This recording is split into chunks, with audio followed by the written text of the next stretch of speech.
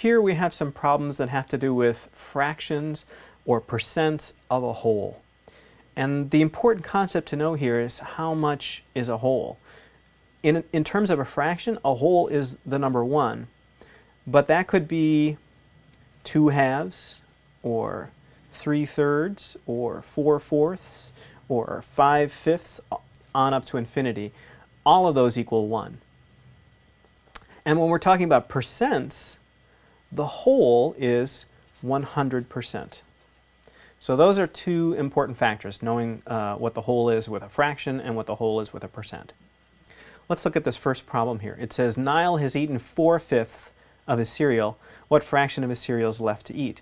Well, a whole, the whole thing, is 5/5. If he's eaten 4/5 of it already, we would just subtract 4/5 from 5/5, and he would have 1/5 left to eat.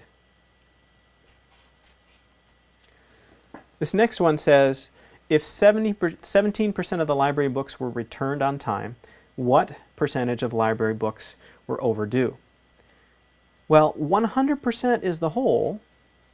If we subtract the 17% from that, we would get 83% of the library books being overdue, which is a little scary. That's a lot of overdue books. And let's look at one more here. This one says, stickers come in squares of 100, strips of 10, and singly. How many stickers would you have if you had 3 squares, 5 strips, and 17 single stickers? So what we want to do with this one, it's a little bit different than the other problems, is take it one thing at a time. It says 3 squares. Well, squares are 100, so that's 3 times 100, or 300. And then we're going to add the other stuff. We've got 5 strips. A strip has 10.